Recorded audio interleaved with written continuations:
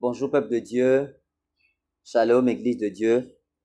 Nous sommes très contents de pouvoir nous réunir encore une fois de plus ce dimanche matin pour partager la parole du Seigneur. Nous savons que le temps sont très difficile, surtout dans cette période de confinement où la vie n'a plus la même allure, le même sens comme avant.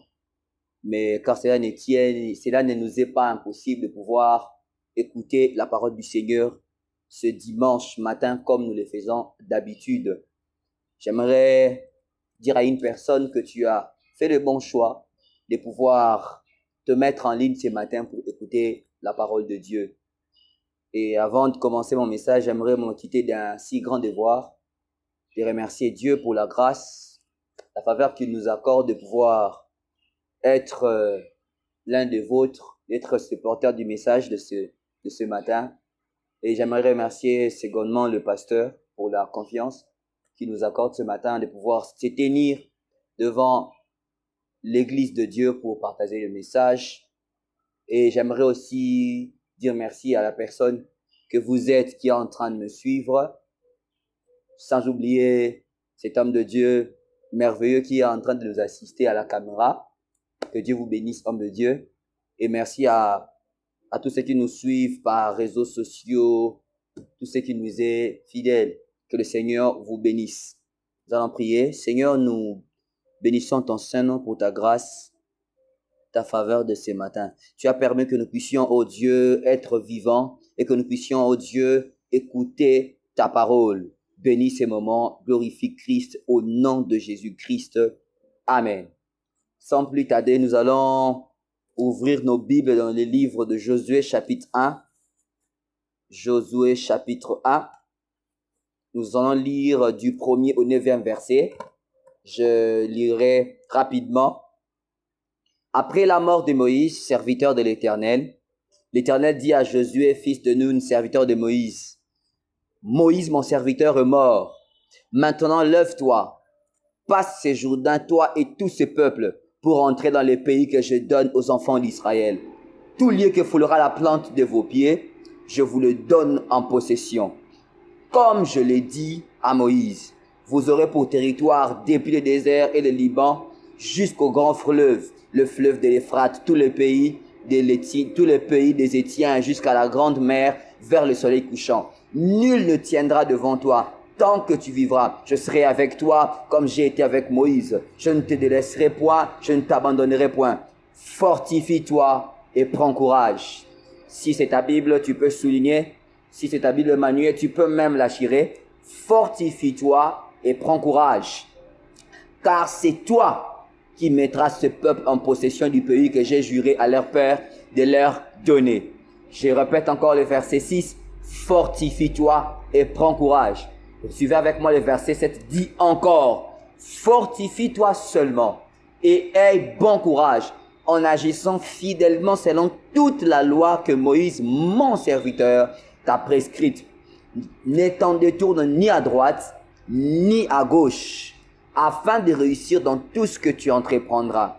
Le verset 8, que ce livre de la loi ne s'éloigne point de ta bouche. Médite-le jour et nuit. Si c'est ta Bible, tu peux souligner, médite-le jour et nuit pour agir fidèlement selon tout ce qui est écrit. Car c'est alors que tu auras du succès dans tes entreprises. C'est alors que tu réussiras. Le verset 9, je le redis encore. N'ai-je pas donné cet ordre?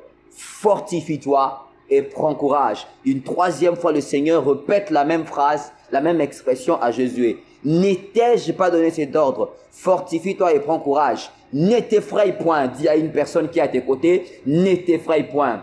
Tu peux même aller à la personne qui est à ta droite, dis-lui ne t'effraie point.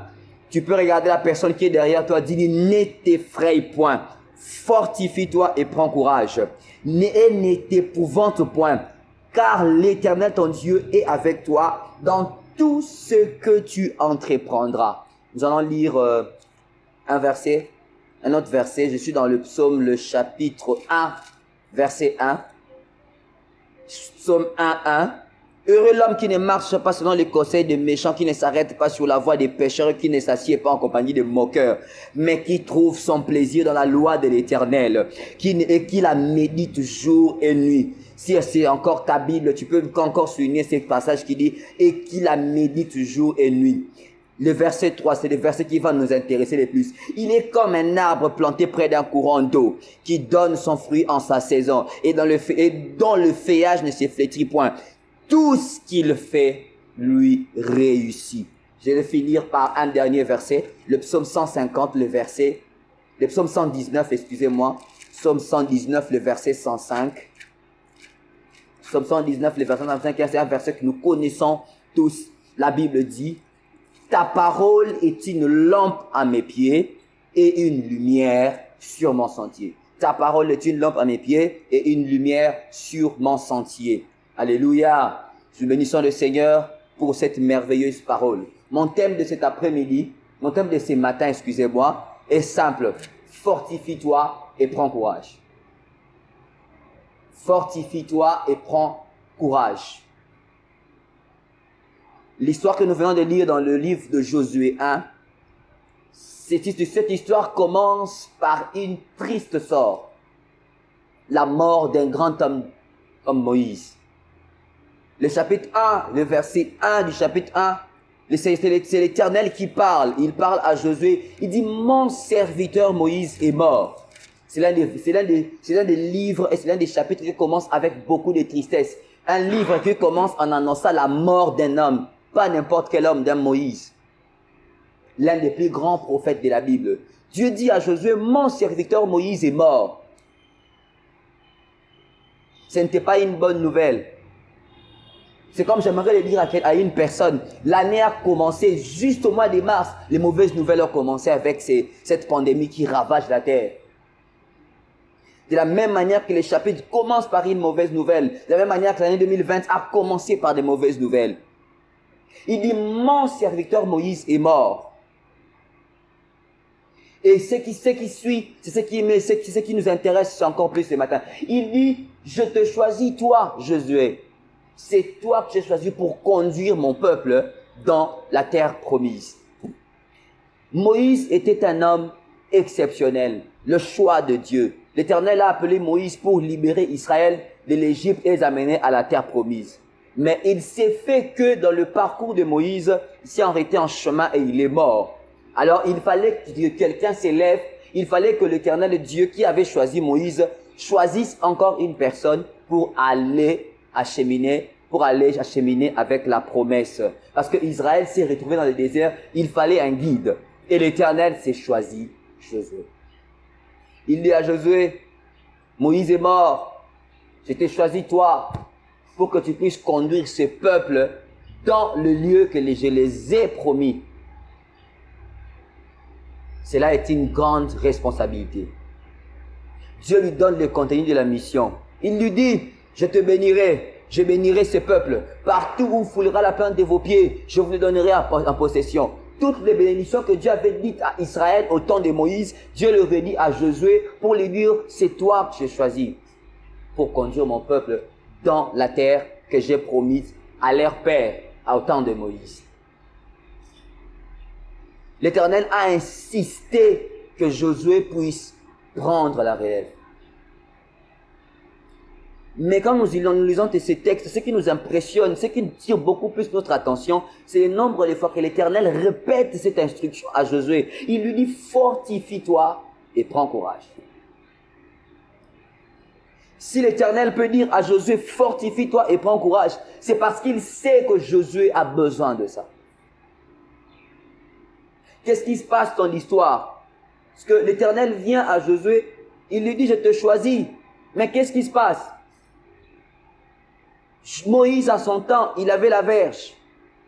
Lorsque Moïse est venu auprès des enfants d'Israël, celui-ci avait la verge. Il l'a présenté aux enfants d'Israël pour leur prouver que c'est Dieu, c'est Yahweh, c'est celui qui suit qui m'a envoyé vers vous. Moïse avait une preuve que l'Éternel lui envoie.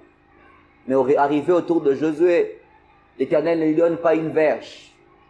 L'Éternel ne donne pas une arme visible à la main des hommes. Il lui dit, fortifie-toi et prends courage. Josué, c'était un grand guerrier. Quand Moïse allait sur la montagne, levant ses mains pour qu'Israël soit fort, la Bible dit que c'est Josué qui était dans la bataille en train de combattre. Ce n'est pas un homme comme Josué que l'Éternel peut dire, fortifie-toi. C'est un homme de guerre.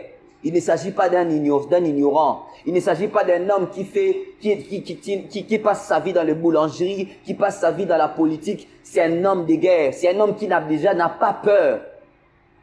Imaginez-vous un soldat à qui on dit fortifie-toi et prends courage. En Afrique, c'est plus l'armée qui prend les relèves du pouvoir. C'est pour Dieu, eux n'ont pas naturellement peur. Mais c'est à un homme comme ça, habitué de la guerre, que le Seigneur vient dire, fortifie-toi et prends courage. Ce matin, ça peut être ton cas. Une expression comme celle-ci n'est pas donnée à n'importe qui.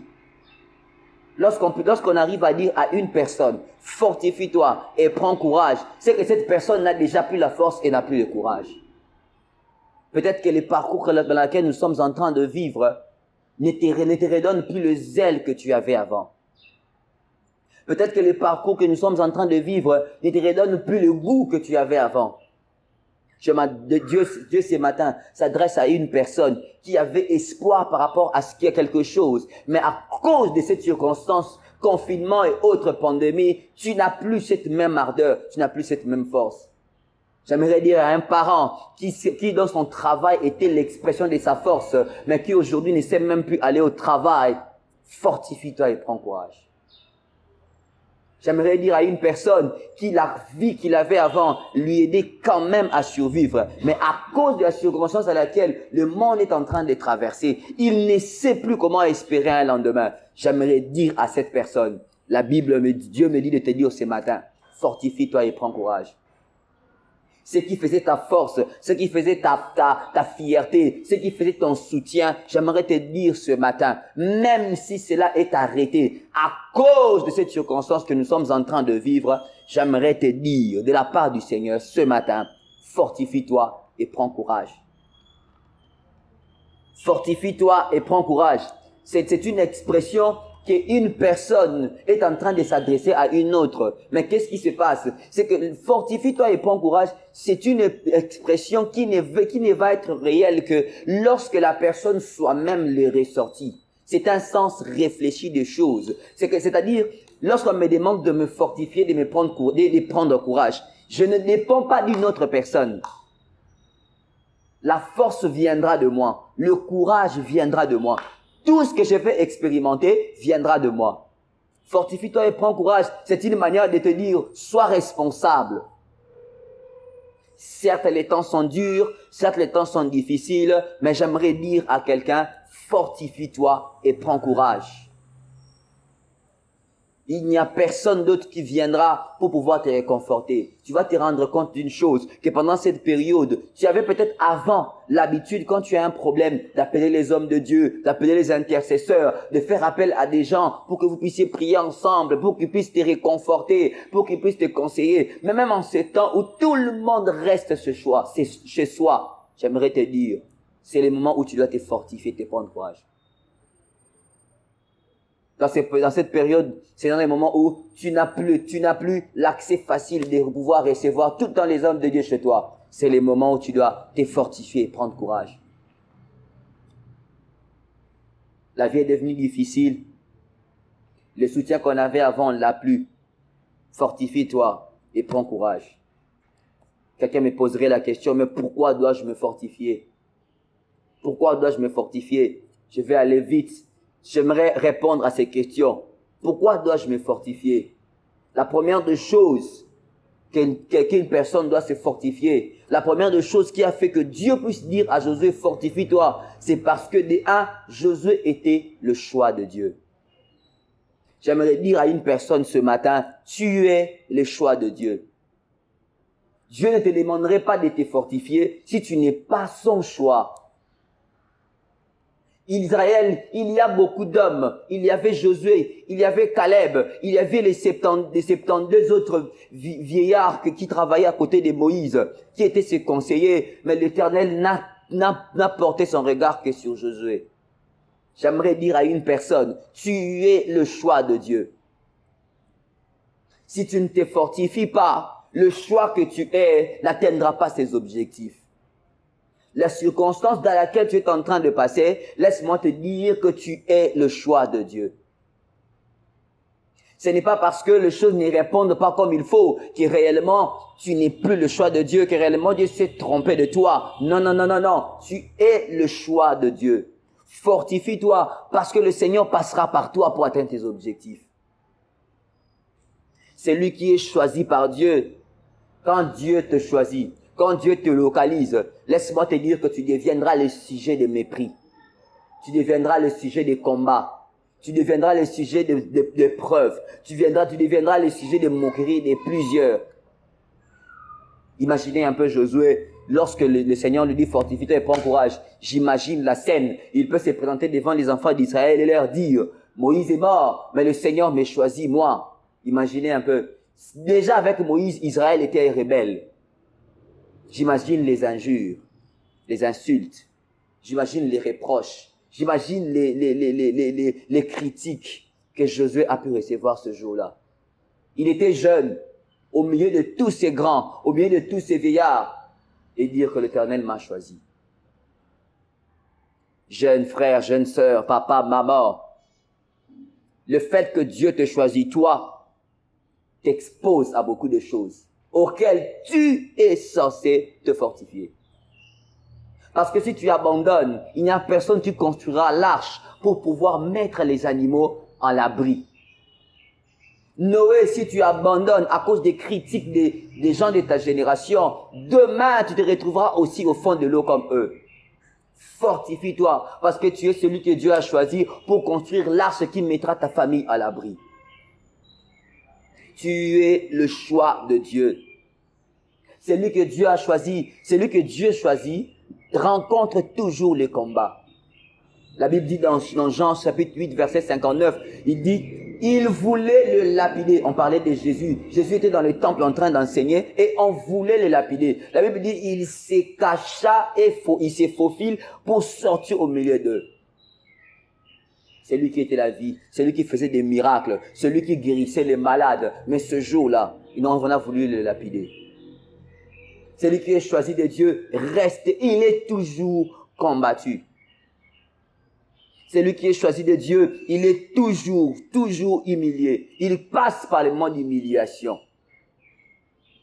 Alors que David était loin au milieu de tous ses frères, Abinadab, Eliab, Shama, eux tous étaient là quand David était en train d'être oint par Samuel. Mais le jour où David se présente dans le champ des batailles, ce sont ses propres frères qui l'ont vu, qui ont commencé à les négliger. Nous connaissons ton orgueil.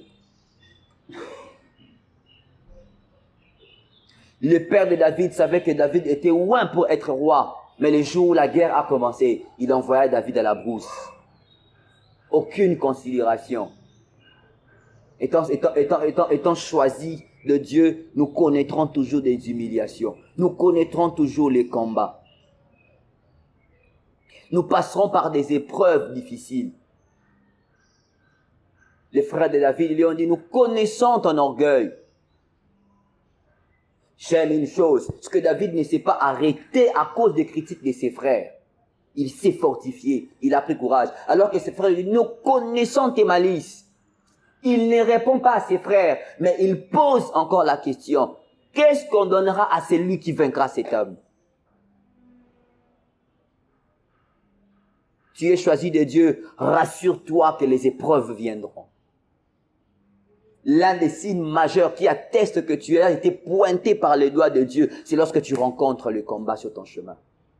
Un homme a dit, si dans ton chemin, tu ne rencontres pas le diable, c'est que tu marches avec lui. J'aimerais dire à une personne que les réalités difficiles dans lesquelles tu es en train de passer pendant ces périodes de confinement ou encore quoi d'autre, c'est là est l'un des signes majeurs que tu es le choix de Dieu. Il faut que tu passes par ces moments difficiles, ces moments où tu n'as même plus les réponses à tes propres questions, ces moments où tu n'as même pas un mouchoir pour essuyer ta sueur, ces moments où tu n'as même pas de quoi essuyer tes propres larmes. C'est à ces moments-là que tu apprends plus sur toi-même. Ce qui fait encore du bien dans ces choses, des choses qui font à ce que tu puisses encore te fortifier. Les réalités difficiles que tu passes aujourd'hui attestent que tu es le choix de Dieu pour une mission. Malgré toutes ces choses, fortifie-toi et prends courage. La deuxième chose, qui fait à ce que tu puisses encore te fortifier dans le Seigneur, c'est parce que Dieu est avec toi. La Bible dit que Jésus, allant de lieu en lieu, faisant du bien et guérissant tous ceux qui étaient malades. Pourquoi? La Bible continue en disant, parce que Dieu était avec lui. Fortifie-toi, parce que celui qui est en toi est plus grand que celui qui est dans le monde. Ne recule pas à cause des choses que tu rencontres.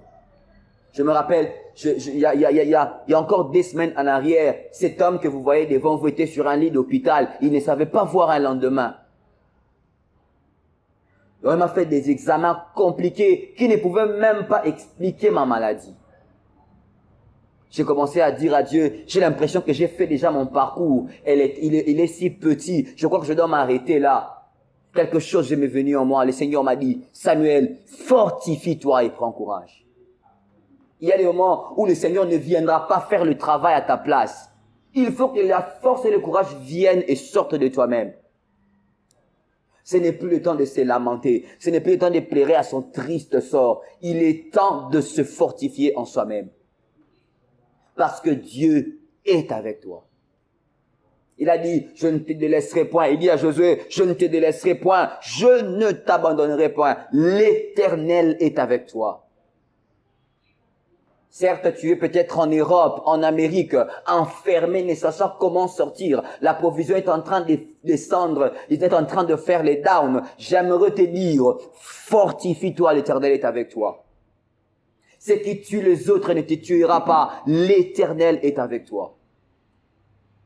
Ce qui fait ravage dans le monde ne te ravagera pas, l'Éternel est avec toi. J'aimerais dire à quelqu'un qui se dit, pourquoi j'ai laissé mon pays, je me retrouve dans une terre étrangère où la pandémie est en train de ravager. La Bible me dit ici, partout où foulera la plante de vos pieds, je vous les donnerai en possession. Si l'Éternel a prévu une sécurité pour toi, peu importe le lieu où tu te trouves, même si c'est l'épicentre de cette maladie, j'aimerais te dire que toi, tu es mis à part. Parce qu'il dit, partout où foulera la plante de tes pieds, je te le donnerai en possession.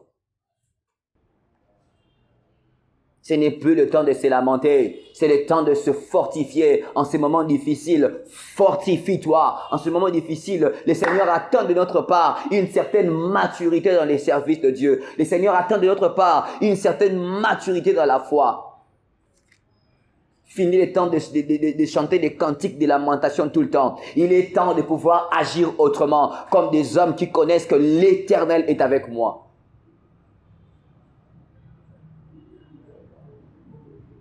Dieu est avec nous. Alors il te promet de marcher avec toi. Il sera toujours devant toi. Certes, Israël, tu verras, mais toi tu verras, tu marcheras devant Dieu, car Dieu sera toujours devant toi.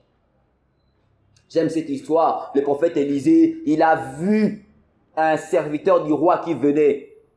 Le serviteur d'Élisée, il dit au prophète, voilà les serviteurs du roi qui vient, le messager du roi. Élisée regarde, il dit, j'entends les pas de son maître derrière lui. Le roi en question envoie le serviteur alors que lui, il était derrière. Quelque temps après que le serviteur est arrivé, le roi aussi est venu. C'est comme ça que les hommes du monde sont. Lorsqu'eux-mêmes veulent arriver, ils t'envoient d'abord toi. Toi, va combattre et moi, je vais venir après. Mais bizarrement, avec notre Dieu, ce n'est pas le cas. Quand il dit « je serai avec toi », ce n'est pas que lui, il sera derrière et toi, tu seras devant. Non. Il dit « je marcherai devant Israël ». Dieu ne te mettra pas devant pour que lui soit derrière. Les hommes de ce monde, ils te mettront devant, ils vont t'exposer. Remarquez une chose, lorsque nos autorités marchent, ce sont leurs cortèges qui sont derrière. Les autres, vous êtes devant, exposez-vous. Lorsqu'il y a un accident, ce sont ceux qui sont devant qui connaissent des problèmes. Mais lui, il est caché derrière. Mais notre Dieu, il marche devant. Il dit à Moïse, je marcherai moi-même devant toi. J'aimerais dire à une personne que Dieu est avec toi. Il ne t'abandonnera pas. Il ne te délaissera pas. Il est avec toi. Alors c'est une raison de plus pour te fortifier. Ne perds pas espoir. Je te condamne à garder l'espérance. Fortifie-toi et prends courage. L'Éternel marchera devant toi. L'Éternel sera ton guide dans tout ce que tu feras. Fortifie-toi et prends courage. Il ne t'abandonnera pas. Comment s'efforcer? Comment pouvoir se fortifier? Et comment prendre courage? J'aimerais oublier le troisième point, la troisième raison qui fait à ce que nous puissions nous fortifier, c'est parce que nous sommes loin de Dieu. Écoutez, la circonstance que tu es en train d'affronter, il n'y a que toi qui vas la renverser et personne d'autre. Lorsque le Seigneur est venu dans ta famille, il n'a pas vu ta mère, il n'a pas vu ton père, il a vu toi. C'est que le Seigneur a mis en toi est capable de renverser la mission qui est devant, capable de renverser les monstres qui se présentent devant toi. Dans tout Israël, un seul homme a été oint pour vaincre Goliath. Il n'y a pas eu 2 hommes, il n'y a pas eu 3 hommes. Ce n'était pas David et Saül, c'était David seul. L'onction que tu as reçue de Dieu, Dieu t'a oint pour une mission que toi seul et toi seul accompliras. La maladie ne peut pas arrêter l'onction qui est en toi de pouvoir travailler. Nul ne t'empêchera d'atteindre les objectifs que Dieu a placés sur ton chemin. Si Dieu a dit tu apporteras la nouvelle jusqu'aux extrémités de la terre, ce n'est pas une pandémie qui va arrêter ton parcours. Tu arriveras au sommet, pas parce que les médias l'ont dit, mais parce que le Seigneur l'a dit. Tu as été oint et cette onction qui est en toi ne mourra pas. La Bible dit que la parole de Dieu est comme la pluie. Elle ne peut pas rentrer au ciel si elle n'a pas encore fécondé la terre. J'aimerais te dire, l'onction qui est en toi, tu as été oint pour un objectif précis, cela s'accomplira. Une raison de plus pour te fortifier. Le jour où tu abandonneras, rassure-toi que tu rateras toutes ces choses. J'aimerais dire à une personne, fortifie-toi et prends courage. Certes, le Seigneur t'a dit, je t'élèverai dans ces travails, mais tu rencontres le combat. J'aimerais te dire que ça fait partie de ton élévation. Fortifie-toi et prends courage.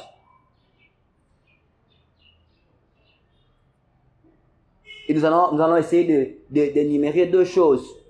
Comment se fortifier et prendre courage? Comment se fortifier et prendre courage? La première des choses, un homme, nous sommes de la race de Dieu. Nous ne pouvons pas nous fortifier à travers les choses du monde. Ce n'est pas WhatsApp qui me fortifiera. Ce n'est pas Facebook qui me fortifiera. Ce n'est pas Canal Plus qui me fortifiera. Ce n'est pas Novelas qui me fortifiera. Même si vous recevez une déception en amour, ce n'est pas Novelas qui consolera ton cœur. Ce n'est pas Zimaji qui consolera ton cœur. Ça n'a rien à voir avec ce que le monde te présente. La Bible dit ceci, le juste vivra par la foi. Or, la foi, c'est les résultats de ce que j'entends. Et ce que j'entends, c'est la parole de Dieu. Ce qui fera à ce que tu puisses être fortifié et que tu puisses prendre courage. Ce n'est pas les promesses de ta mère, ce n'est pas les chéquiers bancaires de ton père, ce n'est pas l'héritage que tes parents te laissent, c'est la parole de Dieu. C'est la parole de Dieu qui est la première des choses qui fortifiera ton cœur. La parole de Dieu, c'est la seule chose qui fortifiera ton cœur. C'est la seule chose qui te donnera le courage d'avancer de l'avant, d'aller de l'avant. Il dit à Moïse que ce livre de la loi ne s'éloigne point de ta bouche. Pourquoi? Il dit à Josué plutôt que ce livre de la loi ne s'éloigne point de ta bouche. Parce qu'il sait que Josué, lorsque tu rencontreras des problèmes, le peuple donnera ses avis. Les vieux donnera leur avis. Mais seule chose qui te gardera, la seule chose qui gardera l'espérance, c'est cette parole. Alléluia. La parole de Dieu, c'est une condition obligée pour réussir. Tu ne peux pas te fortifier avec autre chose. Tu ne peux pas te fortifier avec ton iPhone. Tu ne peux pas te fortifier avec des vidéos de jeux. Tu ne peux pas te fortifier avec le football. J'étais étonné de voir un homme de Dieu dire « Real Barça me manque, je stresse. Jamais Real Barça peut mourir aussi longtemps que la Bible est en train de vivre. Moi, je serai fortifié. » J'étais étonné de voir les hommes prendre des décisions Organisons des championnats par vidéo pour que les gens puissent se distraire. Se distraire de quoi?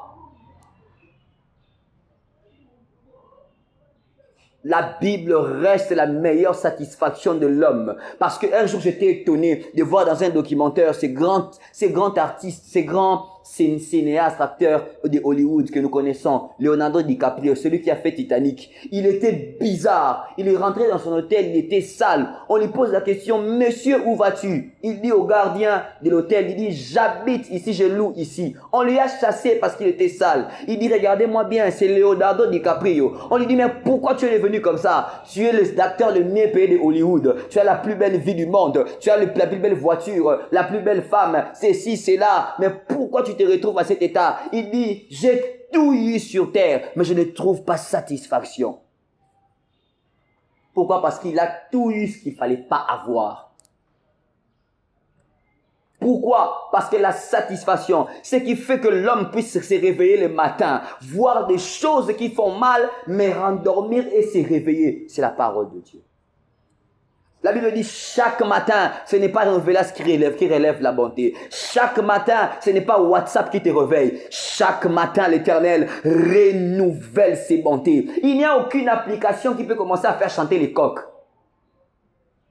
Si ce n'est que la parole de Dieu. Il n'y a aucune application qui peut faire taire le soleil, qui peut faire arrêter les étoiles. Si ce n'est la parole de Dieu. Il a dit, il a placé les étoiles. Il n'y a aucun informaticien, aucun astronaute qui peut modifier les systèmes de Dieu. La parole de Dieu reste le même. Peu importe ce que le monde peut nous présenter à la technologie, rien ne te fortifiera et rien ne te donnera le courage si ce n'est la profondeur de la parole de Dieu. Mais j'aime la suite. Josué, la Bible dit, Dieu dit à Josué, médite-le. J'aimerais que nous puissions le lire dans le psaume 1 que nous avons lu. Rapidement, il dit, heureux l'homme qui ne marche pas selon les conseils des méchants. Qu'est-ce que les conseils des méchants? Les idées, la technologie, tout ce que le monde nous présente, ça ressemble aux conseils des méchants. Il dit, heureux l'homme qui ne marche pas selon les conseils des méchants, qui ne s'arrête pas sur les voies des pécheurs. C'est-à-dire, je me stagnante, je m'arrête sur une avenue de la boîte de nuit. C'est ça, c'est les voies des pécheurs. Je m'arrête sur la connexion tout le temps. C'est ça, les voies des pécheurs. Je m'arrête sur tout ce qui me conduit vers le monde. Il dit, heureux cet homme-là, qui ne s'arrête pas sur les voies des pécheurs. C'est-à-dire qu'il se retrouve devant le chemin de l'impudicité, mais il ne s'arrête pas. Heureux cet homme-là, qui ne s'assied pas en compagnie des moqueurs. C'est-à-dire lorsque les gens siègent pour répondre aux besoins de l'homme par rapport à l'homme, lui ne siège pas. Il dit, heureux cet homme qui ne siège pas accompagné des moqueurs. Mais qu'est-ce qui passe? Dans le verset 10 qui dit, mais qui trouve son plaisir dans la loi de l'Éternel. Autrement dit, mais qui vit par rapport aux vérités de la parole de Dieu. Heureux l'homme qui trouve sa satisfaction à la parole de Dieu. Heureux l'homme qui se fortifie et qui prend courage par rapport à ce qu'il dit la Bible. Mais la suite me fait du bien. Il dit, et qu'il la médite jour et nuit. Il dit à Josué 1:8, médite le jour et nuit. Et David dira ici dans le psaume 1:2b, et qu'il la médite jour et nuit. Attendez, lorsqu'on parle de la méditation, méditer dans le mot, dans le sens hébraïque, n'est pas le fait de pouvoir lire silencieusement. Non. Parce que la méditation, chez les Juifs, ce n'est pas une lecture silencieuse. Un Juif ne se met pas à lire quelque chose sans pourtant le palper de sa bouche. La méditation silencieuse, les Juifs n'existe pas. Tu ne peux pas lire la Bible comme si s'agissait d'un livre des Amenga. Tu ne peux pas lire la Bible sans pourtant que tes lèvres puissent mimer ce qui est écrit. Écoutez, le mot méditer dans la Bible ici n'est pas le fait de lire silencieusement ce que tu es en train de dire. Le mot méditer, ça va avec le verbe soliloquer. Soliloquer dans la Bible, ça veut simplement dire déclarer. C'est-à-dire une personne qui médite jour et nuit la Bible. C'est pas une personne qui lit la Bible le matin et qui lit la Bible le soir. Non. La personne qui médite la Bible, c'est une personne qui déclare le matin, qui déclare le soir ce qui est écrit dans la Bible. Un juif ne peut pas lire la Bible avec une lecture silencieuse. Non. Les juifs, lorsqu'ils lisent, ils les déclarent. C'est comme ça qu'il dit à Josué, médite-le. Autrement dit, déclare le jour et nuit. Ce que tu lis ne doit pas rester dans ce qui est écrit. Ce que tu lis doit être déclaré de ta bouche. Ce que tu lis doit quitter les logos et doit aller dans les rémas. C'est ce que nous remettons. Lorsque la parole est encore dans la Bible, Lorsque les écrits restent encore les écrits, ce sont de logos. Mais pour que la dimension de la parole de Dieu soit visible, il faut qu'il quitte le logos et aller dans les réma. Mais pour que la parole quitte de logos en réma, il faut que celui qui la lise la déclare. Lorsque tu parles, lorsque tu lis la Bible, lorsque tu lis, David dit, l'Éternel est mon berger. Lorsque tu le lis de toi-même, c'est comme si tu étais en train de dire, David a dit, l'Éternel est le berger de David. Il n'est pas ton berger. Mais lorsque tu le prends, tu le déclares de toi-même, l'Éternel est mon berger. C'est en ce moment-là, il n'est plus le berger de David. Il est maintenant le berger de Samuel. Alors lorsque la parole quitte le niveau de Logos et devient dans le Réma, c'est là que la parole porte vie. Il est très important de pouvoir prendre la parole qui est un logos et d'en faire un réma. Frères et sœurs, ne vis pas par rapport à ce que Euronius dit. Ne vis pas par rapport à ce que France 24, par rapport à ce que RFI disent, par rapport à ce que toutes ces personnes disent, parce que le média n'a rien à voir avec la parole. Vis par rapport à l'actualité de la Bible. Qu'est-ce que la Bible dit? Je suis la tête et non la queue. Quand je me réveille les matins, je le dis. Je suis la tête et non la queue. Moi, je ne mourrai pas, je vivrai. Je rencontrerai les œuvres de l'Éternel. Dieu a dit et il le fera. Vis par rapport à la parole. L'une des choses qui fait à ce que quand tu as des problèmes, tu restes dedans et tu en souffres, c'est parce que tu n'as pas l'habitude de prendre la parole qui est écrite et d'en faire une réalité. Apprends à partir de maintenant à déclarer la parole. Tu te réveilles le matin. Cette pandémie, tu n'entreras pas dans ma maison, tu n'entreras pas sur mon chemin, parce que la Bible dit, partout où foulera la plante de vos pieds, je vous les donnerai en possession. Partout où je passe, c'est la maladie qui fouillera. Partout où je passe, c'est les circonstances douloureuses qui fouillera. Parce que je porte en moi la sémence de celui qui vit à jamais. Le jour où Jésus est tombé malade, ce jour n'a jamais existé. La Bible ne dit pas que Jésus est tombé malade. Pourquoi? Parce qu'en lui repose la pleine divinité de la guérison. Parce que Christ est en moi, la parole de Dieu est en moi. Je ne peux pas être accroupi par cette maladie. Je ne peux pas être touché par cette maladie. J'aimerais dire à une personne, l'une des choses qui fera à ce que tu puisses être fort et que tu puisses toujours prendre courage, c'est la parole de Dieu. Je vais finir par là pour dire une chose.